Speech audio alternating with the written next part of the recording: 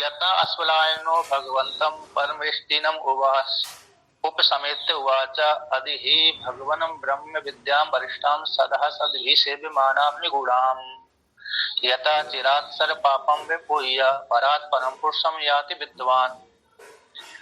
तो कुछ कहते हैं अस्वलायन नाम के ऋषि थे, वो भगवान परमेष्टि जो ब्रह्मा है, चाहे हिरण्यगर्भ ले लीजिए चाहे ब्रह्मा जी ले लीजिए, ऐसे उन ब्रह्मा जी के पास में गए और पास में जाकर के कहते हैं अधि भगवान ब्रह्म विद्या वरिष्ठाम सदा सद्भि सेव्यमानाम विगुणाम, सज्जनों के द्वारा सेवन करने के योग्य जो गूढ़ है, रहस्य है, रहस्यमय ऐसी ब्रह्म विद्या है, उस ब्रह्म विद्या को हे भगवान हमारे लिए उपदेश करिए, उस विद्या से हमको अनुशासित करिए।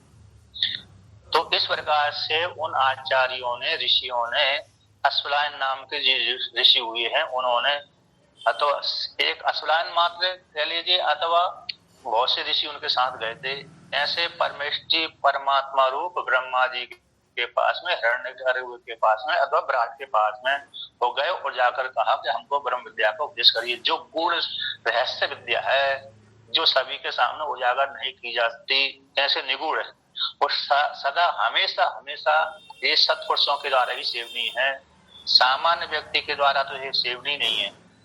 तो ऐसी उस ब्रह्म विद्या को हमारे लिए उपदेश करिए। यथा चिरात् सर्व पापम विपूय, वो उस विद्या के अध्ययन कर लेने से, इस ब्रह्म विद्या के अध्ययन करने से दीर्घ काल से जो हमारे हृदय के भीतर मन में जो पाप पुण्य बसे हुए हैं वो सारे नष्ट हो जाएंगे, नष्ट हो जाते हैं। ऐसे उस नष्ट जब हो जाते हैं तो परात् परम पुरुषम याति विद्वान, उस ब्रह्म विद्या को पढ़ करके सारे पापों को, ब्रह्म विद्या के माध्यम से ही सारे पापों को नष्ट करके विद्वान, परात् परम, पर से भी पर, जो पर से भी पर कौन है, कार्य कारण जो पर है उससे भी जो पर है, यानी सगुण, एक तो सगुण परमात्मा होते हिरण्यगर्भ, कार्य ब्रह्म हो गया, एक कारण ब्रह्म हो गया अंतर्यामी। तो ये उपाधि को लेकर के यानी सुसुप्ति अभिमानी देवता कारण ब्रह्म हो गया और स्वप्न अभिमानी देवता कार्य ब्रह्म हो गया। स्वप्न और जागृत अभिमानी जो देवता होता है यानी विराट, स्थूल शरीर में विराट, उस स्वप्न शरीर में हिरण्यगर्भ है। स्थूल शरीर का अभिमानी देवता हिरण्यगर्भ हो गया और स्थूल शरीर का अभिमानी देवता विराट हो गया। ये दोनों को एक कर दिया कार्य में। अब कारण में कौन हो गया, सुसुप्ति अभिमानी देवता, जिसकी संज्ञा सबल ब्रह्म में ईश्वर अंतर्यामी होती है, ये कारण ब्रह्म हो गया। एक कारण और कार्य ब्रह्म से जो पर है, ऐसे पर को विद्वान प्राप्त कर लेता है। आता निर्गुण निराकार, निर्गुण जैसे अरे कैसे एक कार्य, कभी कभी यहाँ पर कार्य कारण शब्द से तीनों को, हिरण्यगर्भ को ले लेते हैं, इससे पर जो अंतर्यामी कारण है। अब कारण का भी मुख्य स्वरूप ही वहां पर लक्षित होता है। कभी कभी ऐसे ही जाना, ऐसे ही उसको शब्द का अर्थ बोध करा देते हैं।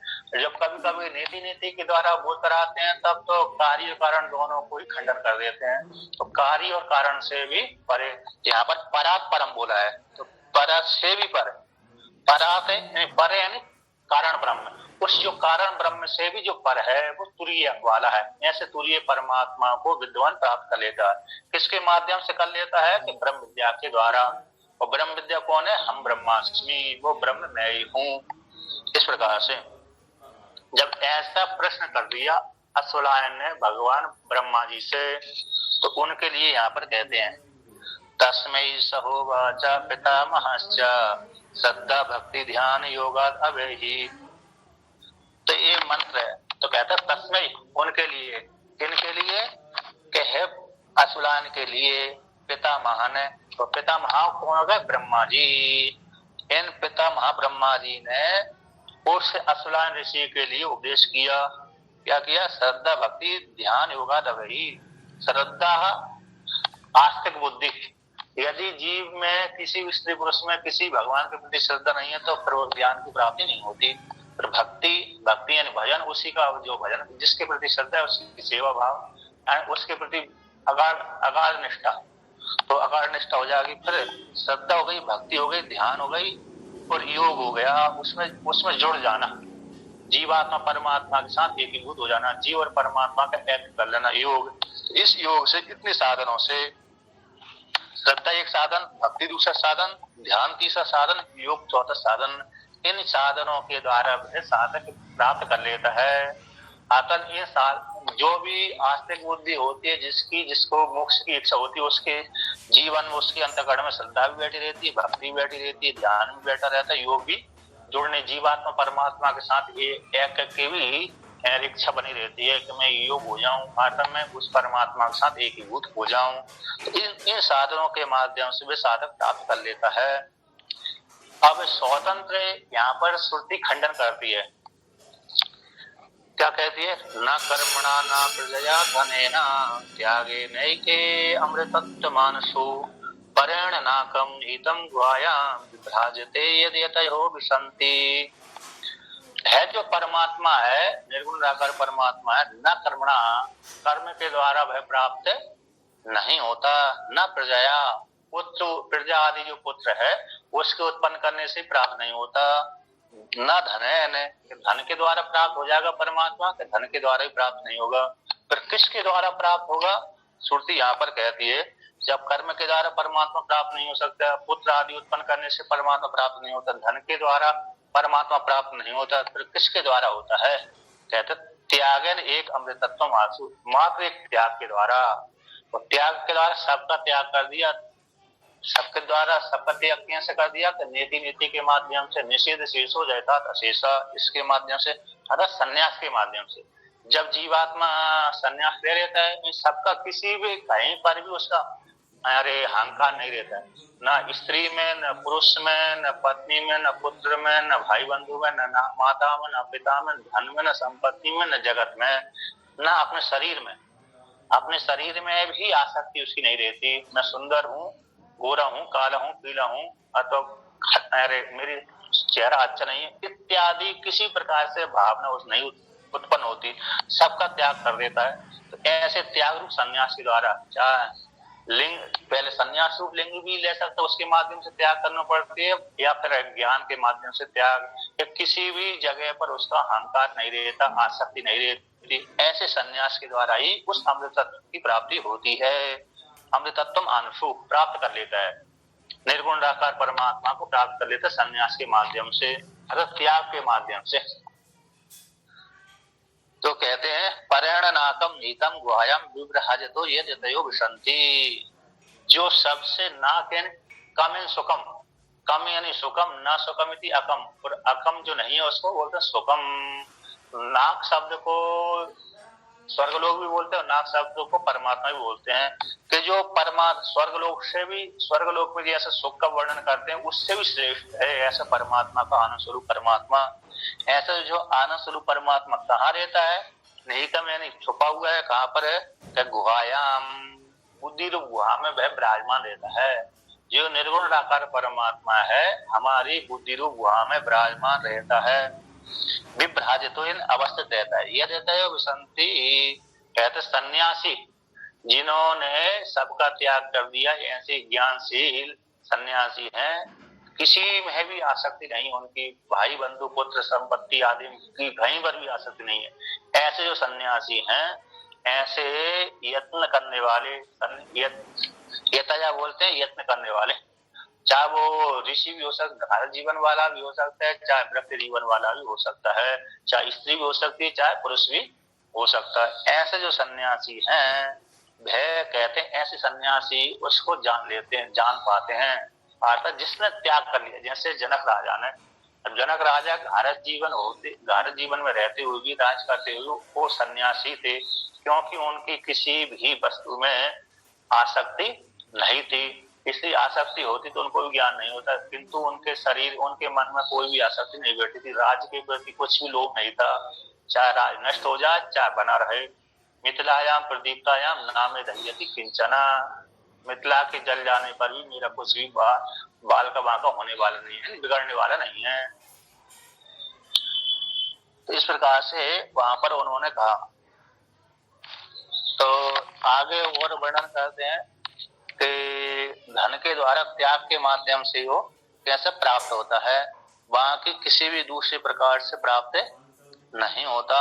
ऐसे सन्यासी हृदय रूप गुहा में प्रवेश करके, हृदय रूप गुहा में प्रवेश करके उस परमात्मा को जान लेते हैं, प्रवेश कर जाते हैं, हृदय में प्रवेश कर जाते हैं। हृदय में प्रवेश करके हृदय में वो परमात्मा अवस्थित है। विसंति जान करके खुशी जो सन्यासी है, जिन सन्यासियों ने आत्मा को जान लिया है, ऐसे सन्यासी उसी परमात्मा में विसंति लीन हो जाते हैं, एकीभूत हो जाते हैं। जब उनका शरीर छूट जाता है तो उसी परमात्मा में विधेय केवल की प्राप्त हो जाने पर, यानी इस शरीर का पूरा प्रारब्ध समाप्त हो जाने पर उसी परमात्मा में लीन हो जाते हैं। तो जैसे घट के फूट जाने पर घट का जो भीतर का आकाश है, खाली जगह, वो महाकाश में लीन हो जाता है, अतः उसी के साथ एकीभूत हो गया। उसी प्रकार से सन्यासी जिनको आत्म तत्व की प्राप्ति हो गई है, वह उपाधि को त्याग करके निर्विशेष परमात्मा में लीन हो जाते हैं।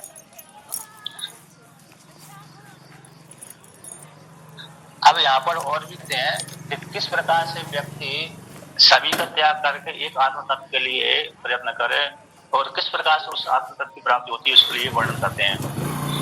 वेदांत विज्ञान सुनिश्चितार्थः संन्यास योगादितयः शुद्ध सत्व ते ब्रह्म लोकेषु परांत काले परमृता परे मुच्यन्ति सर्वे। तो वेदांत विज्ञान सुनिश्चितार्थः, वेद चारों वेद हो गए, चारों वेदों का अंतिम भाग कहलाता है वेदांत, उपनिषद, ज्ञान कांड। तो ज्ञान कांड के द्वारा जो विज्ञान सुनिश्चित किया गया, जिस विषय के विषय में सुनिश्चित किया गया कि यही जानने योग्य तत्व है, तो वेदांत विज्ञान के द्वारा सुनिश्चित अर्थ है, ऐसा जो विषय रूप अर्थ है, परमात्मा रूप जो अर्थ है, उस अर्थ को कहते संन्यास योगादितयः शुद्ध सत्व। जिनका अंतःकरण शुद्ध हो गया है संन्यास योग के माध्यम से, त्याग योग के माध्यम से, जिन्होंने सबका त्याग कर दिया, सारी आसक्तियों का त्याग कर दिया, कर्म का भी त्याग कर दिया, अब उनके मन में कोई भी कर्तापन भाव है ही नहीं है। मैं चाहे पूजा करूं अथवा ना करूं, मतलब पूजा, मैं पूजा करता हूं इसका भी भाव नहीं है। यद्यपि पूजा करना बंद नहीं करता है कि नहीं, भगवान की पूजा करना बंद नहीं करते, यूँ भगवान की पूजा करते ही उसका अंतःकरण शुद्ध हुआ था, भगवान का भजन करते ही अंतःकरण शुद्ध हुआ था। पहले जो राग पूरा करता था, अब राग वो समाप्त हो गया। पहले उसमें के मन में, जीवात्मा के मन में ये भाव रहता था मैं भगवान की पूजा करने वाला करता हूँ, अब कर्तापन का भाव समाप्त हो गया। अब अच्छी प्रकार से करता है और कहा भगवान की मर्जी से मैं कर रहा हूँ, कर्तापन अपने को अब नहीं मानता। पहले जीवात्मा अरे फल भोगने के लिए कहते मेरे स्पष्ट दूर होता था, अब ये वो अंतःकरण शुद्ध हो जाने से कहता है भगवान जो करेंगे वो होगा, अब मैं कुछ नहीं करता, अथवा मैं करता ही नहीं हूँ। यदि भी पूजा कर रहा है, पूजा उसने नहीं छोड़ी, तो अकर्म में कर्म, अकर्म में हो गए कर्म और कर्म में अकर्म देखने लगा, तो निष्काम हो गया। वो निष्काम होते ही जीवात्मा कैसे होगा, शुद्ध हो गया। ऐसे शुद्ध हो गया, सन्यासी हो गया, सब त्याग कर दिया, शुद्ध अंतःकरण वाले। ऐसे शुद्ध अंतःकरण वाले उसी वेदांत को पढ़ करके उस आत्म तत्व को प्राप्त करते हैं। ते ब्रह्म लोकेषु परांत काले, यदि जिनको यहाँ पर शरीर रहते रहते, प्रतिम लोक में शरीर रहते रहते यदि ज्ञान नहीं हुआ, तो मरने के पश्चात वो ब्रह्म लोक में जाते हैं। जिन साधकों को, सन्यासियों को अथवा हर जीवन वाले व्यक्तियों को जिन्होंने आत्म तत्व के लिए प्रयत्न किया है और यहाँ पर रहते रहते ज्ञान नहीं हो पाया, और वेदांत के चिंतन के बल के प्रभाव से, ओमकार की साधना के बल के प्रभाव से अथवा ईश्वर की साधना के बल के प्रभाव से वो यहाँ से सीधे मरने के पश्चात ब्रह्म रत्न से निकल करके शेष जो हमारे चक्र है शेषा, तो वहां से निकल करके तो कहाँ पर जाएंगे, सुषुम्ना नाड़ी के माध्यम से ब्रह्मलोक में पहुंच जाएंगे। ब्रह्मलोक में जाकर के उत्तरायण मार्ग से ब्रह्मलोक में जाकर के रहेंगे। जब पर ब्रह्मा जी का पूरा काल समाप्त हो जाएगा, ब्रह्मा जी की मृत्यु आ जाएगी, आदि महाप्रलय आएगा, तो महाप्रलय आने पर वो भी ब्रह्मा जी के साथ मुक्त हो जाएंगे, लीन हो जाएंगे। अतः वहां पर जाकर के ब्रह्मलोक में जाकर उनको ज्ञान हो जाएगा। यहाँ पर ज्ञान नहीं हो पाया था, वो बंधक बन गया और दूसरा ऐसे ज्ञान होने की कगार में था, उससे पहले ही प्रारब्ध भोग समाप्त हो गया, सही छूट गया। ऐसे व्यक्ति साधना के बल के प्रभाव से, ब्रह्मलोक उपासना के बल के प्रभाव से, वेदांत के चिंतन के बल के प्रभाव से सीधा ब्रह्मलोक में जाते हैं और ब्रह्मलोक में जाकर के वहां पर ब्रह्मा जी की सभा में जाकर के उनको ब्रह्म ज्ञान हो जाता है। फिर वहां पर रह करके अरे ब्रह्मा जी के साथ ही भोग भोगते हैं और भोगने के पश्चात फिर वो जब ब्रह्मा जी का काल उनका दिन पूरा आयु समाप्त हो जाती है, तो आयु समाप्त हो जाने के पश्चात ब्रह्मा जी जैसे लीन होते हैं उसी समय वो भी अपना शरीर त्याग करके ब्रह्मा जी के साथ एकीभूत हो जाते हैं, ब्रह्म में लीन हो जाते हैं। परांत काले हमारा महाराज जी मृत्यु पश्चात परांत काले, हाँ परांत काले परम जो ब्रह्मा जी का भी जब अंत होता है उस काल में परांत काले होते हैं। परांत काले परमता परिमुच्यंति सर्वे, ब्रह्मा जी के साथ साथ ही वो लीन होते हैं, मुक्त होते हैं। क्योंकि उस काल में वहां पर एक व्यवस्था आती है ब्रह्मलोक के विषय में कि व्यक्ति स्वतंत्र होकर के इच्छा करके, जैसे हम यहाँ पर जहर खा करके मृत्यु प्राप्त कर लेते ना, आत्महत्या कर लेते, ऐसी वहां पर नहीं होती है ना। अरे तो कहते हैं जैसे पृथ्वी लोक में हम अरे कोई दूसरे उपाय से अपने शरीर को त्याग कर देते हैं, ऐसे ब्रह्म लोक में वो त्याग नहीं कर सकते, वहां पर प्रतिबंधक रहता है, आप स्वतंत्र रूप से त्याग शरीर का त्याग नहीं कर सकते। तो तब फिर कब त्याग करेंगे, जब ब्रह्मा जी का दिन ब्रह्मा जी की आयु समाप्त हो जाएगी, तब उसके साथ वो उसके साथ मुक्त हो जाएंगे, गृह केवल की प्राप्त हो जाएगी। मुक्त तो जीवन मुक्त तो हो ही गए, जीवन मुक्त तो उसी दिन से चालू हो जाते हैं जब उनको ब्रह्म ज्ञान हो गया। अब विधेय केवल की प्राप्ति तो तभी होती है जब उनको वो पूरा प्रारब्ध भोग समाप्त हो गया। और पृथ्वी लोक में तो हम अपनी इच्छा के अनुसार शरीर छोड़ देते हैं, जल को त्याग करके, भोजन को त्याग करके, किंतु वहां पर ये व्यवस्था नहीं है, वहां पर वो फिर व्यवस्था है भी नहीं है, छोड़ते भी नहीं है वहां पर ब्रह्मलोक आदि में, क्योंकि फिर उनको सुख दुख होता ही नहीं है। ब्रह्मलोक में जा करके व्यक्ति को सुख दुख, सामान्य जो सुख दुख है वो होते नहीं, बल्कि स्वरूप ही होता है, वहां पर सुख ही सुख प्राप्त होता है। ब्रह्मलोक में सामान्य व्यक्ति पहुंचता नहीं, इसलिए वहां पर सुख ही सुख होता है, दुख तो कभी होता ही नहीं है। इस प्रकार से तो ब्रह्मा जी शांति हो जाते हैं। अब उसी को साधन के लिए वर्णन करते हैं, जो योगाद आया है श्रद्धा भक्ति ध्यान योगाद आवे ही, तो किस प्रकार से योग के माध्यम से उस परमात्मा का चिंतन करें, तो उसी को लेकर साधन वर्णन करती है श्रुति। विविक्त देशे सुखासनस्था शुचि समग्रीव शिरः शरीरः अंत्यास्मस्तः सकलेन्द्रियाणि निरुद्यत्या सुगुरुं रम्या। तो कहते हैं विविक्त देश से योग करते हुए श्रद्धा भक्ति ध्यान योगाद अवेही, ऐसा पंक्ति आई थी श्रुति में। श्रद्धा से भक्ति से ध्यान से योग से उस परमात्मा की होती है साधनों के माध्यम से। तो वह योग भी होगा तो कैसे होगा, कहते विविक्त देश से, जहाँ पर व्यक्ति शोर नहीं मचाता है, जैसे मंदिर में गया, मंदिर में ध्यान नहीं लगा सकते आप, भजन तो कर सकते हैं, कीर्तन कर सकते हैं, पूजा पाठ सारे कर सकते हैं, लेकिन समाधि लगाने की इच्छा हो, कोई कहे कि मंदिर में समाधि लगा दूं, तो नहीं लगा सकते, क्योंकि वो समाधि का स्थान है ही नहीं है। समाधि का स्थान इसलिए मंदिर नहीं है क्योंकि हर व्यक्ति वहां पर पूजा करने के लिए आते, घंटी बजाता रहता है, तो फिर घंटी बजेगी, ध्यान लगेगा ही नहीं, समाधि लगेगा ही नहीं। इसलिए तो समाधि लगाने का स्थान है मतलब जहाँ पर एकांत हो, किसी दूसरे व्यक्ति की आवाज न सुनाई पड़ती हो, या तो कमरा जहाँ पर शोर आदि नहीं सुना पड़ती हो, अथवा जंगल, अथवा एक ऐसी जो गड्ढा खोद मतलब गहरी गुफा आदि होने चाहिए जहाँ पर दूसरे व्यक्ति की आवाज ना आए और दूसरे स्त्री पुरुष भी आसपास बना हो। जैसे कमरे के भीतर बंद कर लिया अपने को, तो कमरे के भीतर बंद कर लिया तो कमरे में चारों तरफ से बंद है, आवाज ही नहीं आती, स्त्री पुरुष भी वहां पर नहीं रहते, तो नहीं रहते तो दूसरे को देखने का अवसर भी नहीं प्राप्त होते, एकांत हो गया वहां पर। तो कहते हैं विविक्त देश से पृथक होकर के सुख समझता। अब चाहे पद्मासन पे बैठ जाए व्यक्ति, चाहे सिद्धांत में बैठ जाए, चाहे सुखासन पे बैठ जाए, चाहे वीरासन पे बैठ जाए, तो जो जिस साधक जिस अवस्था में बैठ जाए, जहाँ पर जैसी उसकी योग्यता है उसी के अनुसार पद्मासन, सिद्धासन अथवा वीरासन अथवा सुखासन, तो सुखासन पर ऐसे बैठ करके अच्छी प्रकार से बैठ जाए और बैठ करके आसन आदि बिछाकर बैठ कर।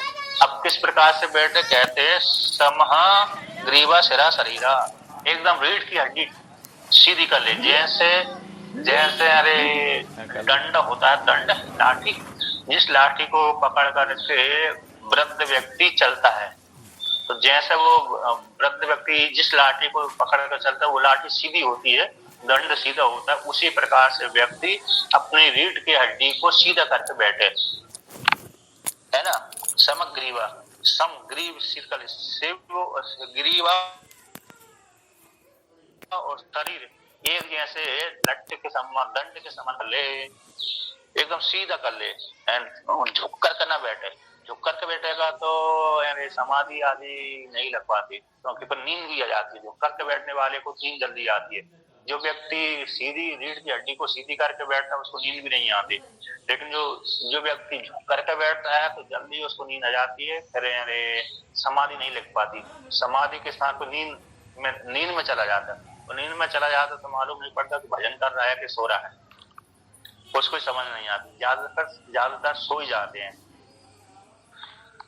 तो इस प्रकार से समग्रीव शरीरा अंत्य आश्रम में स्थित होकर के अंत्य आश्रम में स्थित होकर के आता चौथे आश्रम। जैसे चौथे आश्रम में सबको त्याग कर दिया जाता, उसी प्रकार से व्यक्ति को सब त्याग कर देना चाहिए। उस काल में तो जिस काल में ध्यान करा, किसी भी प्रकार की चिंतन न करे, मात्र आत्मा को छोड़ करके रहते हैं। सकलेन्द्रियाणि निरुद्य, 5 ज्ञानेंद्रिय 5 कर्मेंद्रिय अंतःकरण है वो रोक ले, प्राणायाम के माध्यम से सबको रोक ले, मन को एकाग्र करके परमात्मा में लगा ले। तो निरुद्ध भक्तिया सुगम प्रणम्या, भक्ति से युक्त करके अपने गुरु परमात्मा का चिंतन करें। गुरु जो परमात्मा है उसको चिंतन करके फिर अपना ध्यान करा, मैं ज्योति स्वरूप हूँ, निर्गुण निराकार परमात्मा हूँ। अब यहाँ पर वर्णन करते हैं कहाँ पर ध्यान करें, तो उसको लेकर कहते हैं हृदय पुंडरीकम ब्रजम विशुद्धम विचिन्त्य मध्ये विशदम विशोकम अचिन्त्यम अव्यक्तम अनंत रूपम शिवम प्रशांतम अमृतत्वम ब्रह्मयोनि। तो कहते हैं यहाँ पर हृदय पुंडरीकम, ये हृदय पुंडरीक है ना, हृदय कमल। हृदय कमल जैसे हमारे नाभि से हम एक वित्तस्था यानी एक बीता, इसको वित्तस्था बोलते हैं। तो एक बीता नाभि से हमने अपनी एक अंगुली नाभि में लगाई और एक अंगूठा ऊपर तक ले गए, तो जहां तक एक बीता होगा वहां तक ले गए हम नाभि से ऊपर। तो हमारा तो जहां पर आ रहा है दोनों स्तनों के बीच में, तो दोनों स्तनों के ऊपर वित्त लगाया, मतलब यहाँ पर तो ऐसा किया तो जहां पर बीच में आ गए, तो जो बीच की स्थान है इसको हृदय पुंडरीक बोलते हैं। यद्यपि अगला जो बृहदारण्यक उपनिषद में पाठ आएगा पुंडरीक को लेकर के, हृदय कमल को लेकर कितना बड़ा है, तो नाभि से लेकर के कंठ तक वहां पर व्याख्यान किया है। कंठ से आरंभ होता है हृदय कमल और नाभि से आरंभ होता है, तो इतना व्यापक है। और फिर इसके पश्चात बीच का जो भाग है वो इतना ही है, तो दोनों स्तनों के भीतर और मध्य में, और दूसरा जो नाभि से एक वित्तस्था ऊपर, तो वहां पर ध्यान करना चाहिए। तो जैसे आपने गीता प्रेस की पुस्तक में देखा होगा, एक में जिसमें कभी कभी संध्या बंदन की वाली पुस्तक में देते थे पहले, अभी दूसरे में देते ध्यान योगी वाला, जहाँ पर योगी जब ध्यान करता है तो संध्या बंदन करता है, उस काल में संध्या बंदन करते समय वो उसके हृदय के भीतर दोनों स्तनों के बीच में जो गड्ढा होता है वहां पर प्रकाश निकालते हैं, और प्रकाश निकालकर वहां पर ओमकार निकालते हैं, ऐसा फोटो बनाते हैं। तो वो फोटो जो बनाते हैं इसी प्रक्रिया से बनाते हैं, तो वहां पर ध्यान किया जाता है, वही हृदय कमल है। एक तो मांस पिंड वाला तो थोड़ा इधर का है, बाएं तरफ का मतलब इधर धड़कता है, लेकिन जो ध्यान का हृदय है यही होता है। और जो ध्यान का हृदय भावग्राही होता है, भाव के द्वारा ग्रहण किया जाता है। वैसे कुछ दिखता नहीं है, मांस पिंड ही दिखता है, वो तो यहाँ पर पंप चलता रहता है, लेकिन भावग्राही जो हृदय ऐसे ही होता है। तो बीच में यहाँ पर ध्यान करते हैं, तो ये हृदय पुंडरीकम है, बुद्धि हुआ है, हृदय पुंडरीकम है, ब्रजम रज से रहित है, विशुद्ध है, कोई भी अविद्यादि मल नहीं है, विचिंत ऐसे उसमें जो परमात्मा विराजमान है, विचिंत मध्य विशुद्धम विशोकम, उसके मध्य में जो शोक से रहित अचिंतनीय परमात्मा है, अव्यक्त है, न व्यक्त अव्यक्त, अनंत है, अंत जिसका नहीं होता, ऐसा शिव प्रशांत अमृत स्वरूप है, ब्रह्म योनि यानी संपूर्ण जगत का कारण है, जितना ब्रह्मांड उसका वो कारण है। ऐसे कारण परमात्मा को हृदय कमल के भीतर चिंतन करें, ज्योति रूप से, अव्यक्त रूप से, परमात्मा रूप से, शिव रूप से। एक यहाँ पर ध्यान का वर्णन कर दिया। तो ध्यान का वर्णन करने से व्यक्ति इस प्रकार से चिंतन कर सकता है, करे। अब करने के पश्चात यहाँ पर आगे वर्णन करते हैं कि अब निर्गुण निराकार परमात्मा को कहते हैं इस प्रकार से अद्वितीय है परमात्मा, अद्वितीय स्वरूप का बोध कराते हैं। फिर भाई परमात्मा सगुण रूप से उपाधि को लेकर के इन दूसरी उपाधि में गया हुआ है, उसको लेकर कहते हैं तमादि मध्यांत विहीनमेकं विभुं चिदानंदमरूपमद्भुतं उमः सहायं परमेश्वरं प्रभुं त्रिलोचनं नीलकंठं शांतं ध्यात्वा मुनिर्गच्छति भूतयोनिं समस्त साक्षिं तमसा परस्तात्। कहते हैं जो हृदय कमल में जिस परमात्मा को ध्यान किया जाता है, ऐसा जो परमात्मा है उस परमात्मा को आदि मध्य अंत विहीन एकम, आदि भी उसका कोई नहीं है, बीच भी उसका कोई नहीं है, अंत भी उसका कोई नहीं। आदि में वही है, अंत मध्य में वही है और अंत में वही रहता है। और आदि मध्य अंत से वो रहित है, आदि मध्य और अंत से वो रहते हैं। एक परमात्मा है, ऐसे गुरु है। ऐसे जो परमात्मा को हृदय कमल में चिंतन करें, हृदय के भीतर चिंतन करें। चिद आनंद रूप है, चिद स्वरूप ज्ञान स्वरूप है। चिद बोलते हैं ज्ञान, और आनंद स्वरूप है। कैसे? आनंद स्वरूप। ऐसे अद्भुत परमात्मा है, ऐसे अद्भुत परमात्मा को हृदय कमल के भीतर चिंतन करें। वो कैसे? ऐसा जो परमात्मा, भाई परमात्मा अब सगुण में का वर्णन करते हैं कि उमा सहाय, उमा रूप जो परमात्मा है, उमा यानी पार्वती। पार्वती यहाँ पर उमा मतलब ओमकार, उमा। तो उमा यानी उमा। तो उकार मकार और अकार, उकार मकार अकार को आगे पीछे कर देंगे तो ओमकार बन जाएगा, पुनः आगे पीछे कर देंगे तो उमा बन जाएगा। पहले उकार रख दो, बीच में मकार रख दो, आगे अंतिम में अकार रख दो तो उमा शब्द हो गया। अब पहले अकार रख दो, बीच में उकार रख दो, अंतिम में मकार रख दो तो ओमकार हो गया। वो ओमकार में वो परमात्मा मिला रहता है, जैसे दूध में घृत मिला रहता है, उसी प्रकार से परमात्मा ओमकार में ओतप्रोत रहता है। भाई परमात्मा ओमकार के रूप में, ओमकार रूप जो ब्रह्म विद्या है उसके रूप में, अथवा माँ सीधा सीधा पार्वती ले लीजिए, पार्वती रूप जो ब्रह्म विद्या है उसके रूप में उस युक्त होकर के परमात्मा सगुण साकार बन गया। उमा सायम, उमा से युक्त होकर के परमेश्वर ये प्रभु है, सभी को शासन करने वाला, लोचन तीन नेत्र वाला, नीलकंठ प्रशांत है। ऐसे सगुण साकार रूप जो परमात्मा, भाई निर्गुण परमात्मा सगुण साकार में बन गया। ऐसे प्रशांत परमात्मा, उस परमात्मा को ध्यात्वा, क्योंकि व्यक्ति जब ध्यान करेगा तो कोई ना कोई गुण होने चाहिए। ध्यान तो बिना गुण के नहीं हो सकते।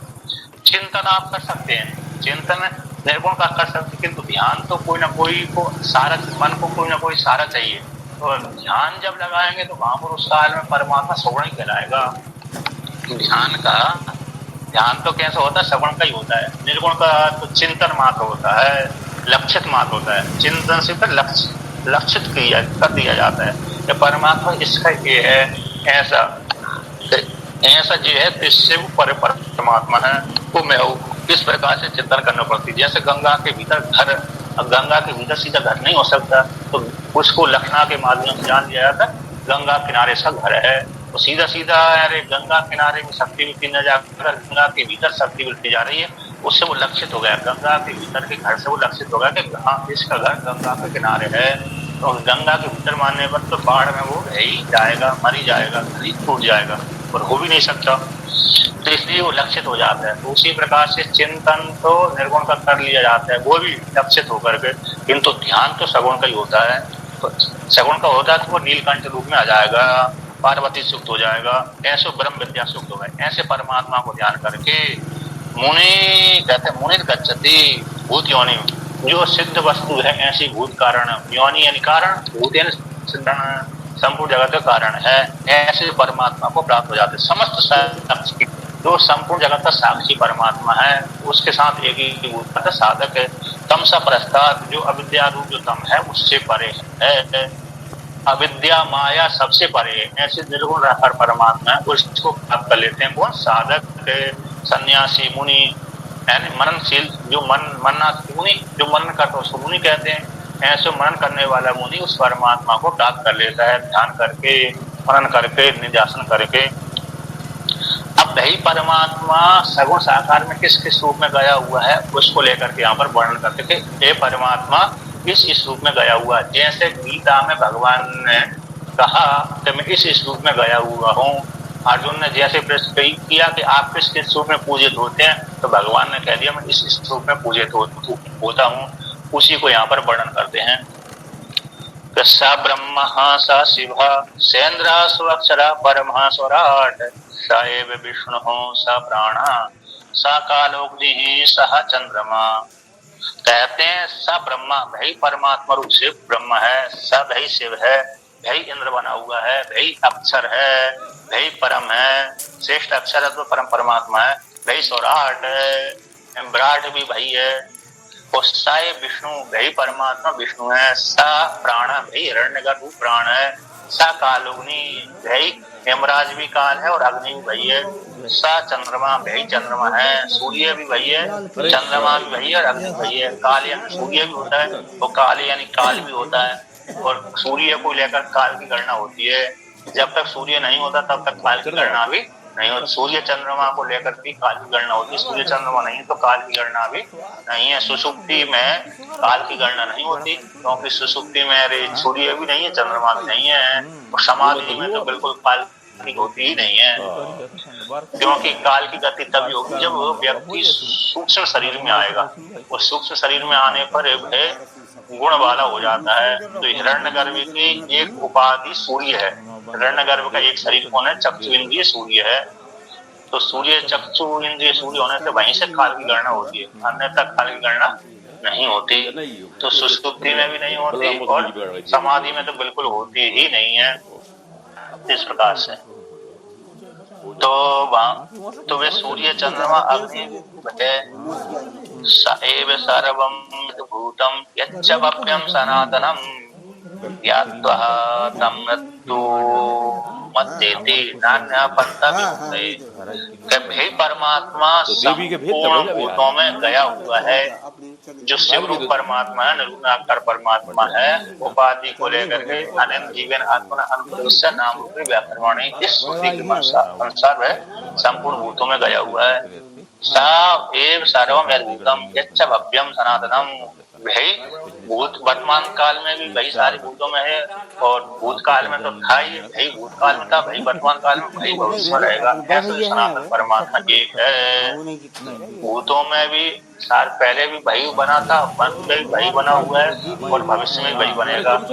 बाकी कोई भूत उसमें है ही नहीं है। सारे भूतों के मध्य में वही स्थित है और भूत उसमें कल्पित मात्र है। भूत परमात्मा कैसे कल्पित मात्र, जैसे अरे रस्सी में सर्प कल्पित होता है, सत्य नहीं होता है ना। रस्सी रूप अधिष्ठान में सर्प कल्पित होता है, उसी प्रकार से ब्रह्म रूप अधिष्ठान में संपूर्ण जगत कल्पित है, सत्य नहीं है।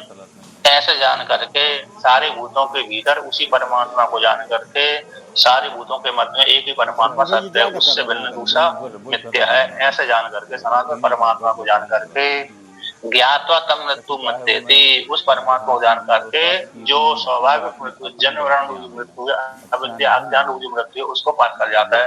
न अन्य पंथा विमुक्त है, मोक्ष के लिए कोई दूसरा मार्ग नहीं है। मोक्ष के लिए यही मार्ग है कि आत्मा को जानना।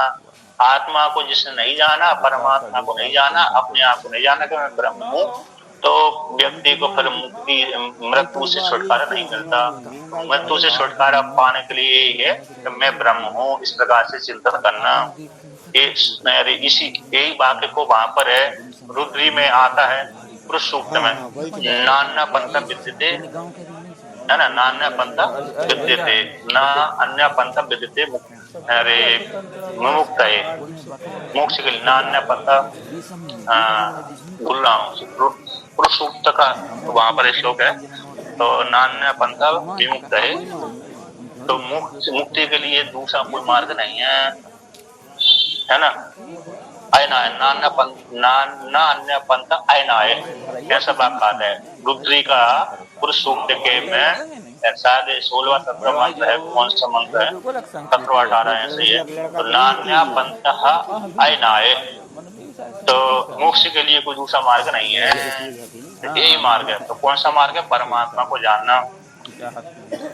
अब उसी को और कहते हैं कि परमात्मा संपूर्ण भूतों के हृदय रूप वहां विराजमान है, उसको शुद्धि कहती है। सर्वभूतस्थमात्मानं सर्वभूतानि चात्मनि संपश्यन् ब्रह्म परमं याति नान्यन हेतुना। तो कहते हैं सर्वभूतस्थम आत्मानम, संपूर्ण भूतों के भीतर अपनी आत्मा को जाने। व्यक्ति को चिंतन करने का श्रुति उपदेश करती है कि किस प्रकार से हम आत्मा का चिंतन कर सकते हैं।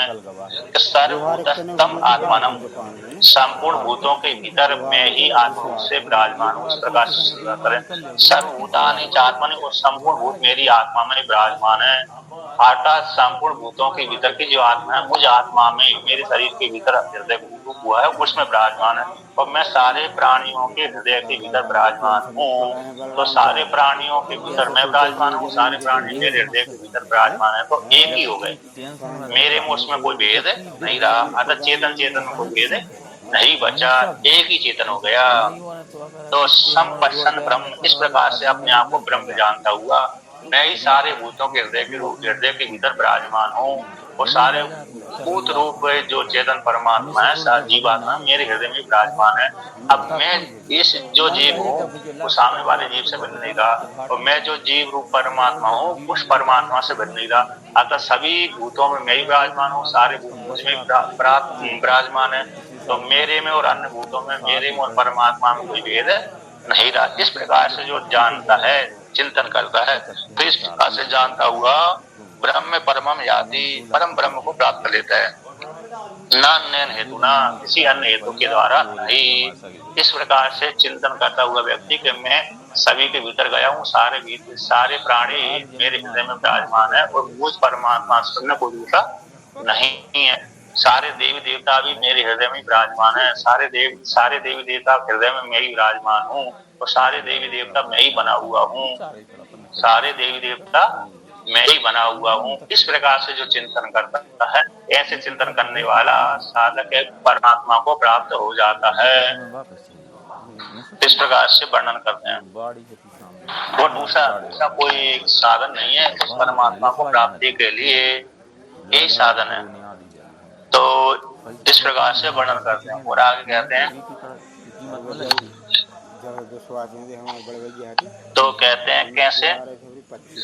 अब यहाँ पर साधन उस परमात्मा को जानने का एक और साधन वर्णन करते हैं। कैसे? आत्मानं अरणिं तत्वा प्रणवं चोत्तरारणिं ज्ञान निर्मत्नाभ्यासात् पापं दाति पंडिता। जैसे, और जिसको ध्यान योग्यता नहीं है, योग्यता है नीचे वाली है, उसके लिए यहाँ पर इस प्रकार से चिंतन का विधान किया गया है। इस प्रकार से भजन करके चिंतन करके परमात्मा को प्राप्त कर सकता है। कहते अपने आत्मा को अग्नि बना ले। मन को जैसे माता है दधी का मंथन करती है, तो दधी का मंथन करते नीचे मटकी होती है, ऊपर बीच में दही होता है, ऊपर एक लकड़ी होती है, लकड़ी को किसी से खंबे से आदि बांध देते हैं। जैसे मशीन को मटकी में डाल देते हैं, तो मटकी में दही भी पड़ा हुआ है, और मटकी जो है ऊपर वाली मशीन चलती रहती है। उसी प्रकार से यहाँ पर भी तो जो माताएं हैं, और नीचे मटकी, ऊपर मथाने, और रस्सी से बांध करके मथाने डाल देते, नहीं तो वो मथाने की जरूरत चली जाएगी। तो यहाँ पर भी उसी प्रकार से चिंतन करने का विधान किया गया है। आत्मानं अरणिं कृत्वा प्रणवं चोत्तरारणिं ज्ञान निर्मत्नाभ्यासात् पापं दहति पंडिता। कहते हैं आत्मानं अरणिं, अंतःकरण को अरणी बना ले। नीचे की जो मटकी है उसको, अंतःकरण को अरणी बना ले। अपने मन को क्या बना ले? नीचे की मटकी बना ले। और कहते हैं और प्रणवम चोत्तरारणिं, उत्तर अरणी, और ओम का ऊपर की जो लकड़ी वाली अरणी बना ले, ओमकार को ऊपर वाली लकड़ी वाली अरणी बना ले जो जिससे मथा जाता है, और नीचे की मटकी बना ले।